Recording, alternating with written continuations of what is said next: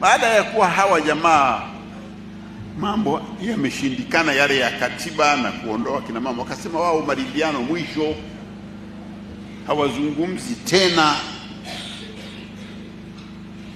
wakajitoa. Sasa walipojitoa ndio wakaja na kauli yao mbiu inasema, bila mabadiliko hakuna uchaguzi, hautakuwepo. Uchaguzi usiwepo kwa sheria gani? Kwa kifungu gani cha katiba kinachoahirisha uchaguzi? Maana katiba ya nchi inasema uchaguzi utafanyika kila baada ya miaka mingapi,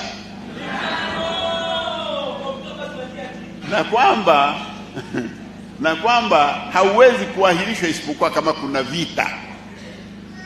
Sasa huku Tunduru nyinyi mna vita na hakuna vita Tanzania.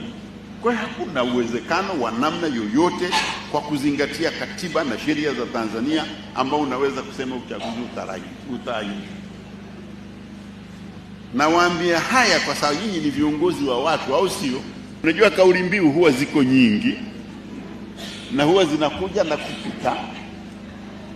Wakati fulani wakina Chadema walikuwa na kauli mbiu moja inasema M4C, na ilikuwa na magari, mliyaona?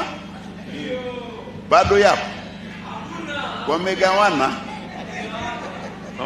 yale magari. Walikuwa na kauli mbiu inasema no hate no fear. Wao kauli mbiu zao za Kiingereza, yaani hakuna chuki, hakuna kuogopa. Lakini walipofanya uchaguzi wao ulijaa chuki na matusi, na kauli mbiu ile ikafwa. Na hii nyingine hii ya no reform no election ni kauli mbiu, na wala isiwazuie kuchuma korosho, isiwazuie kupiga salfa. Hamna kitu hapo. Nyinyi endeleeni kwenda kujiandikisha.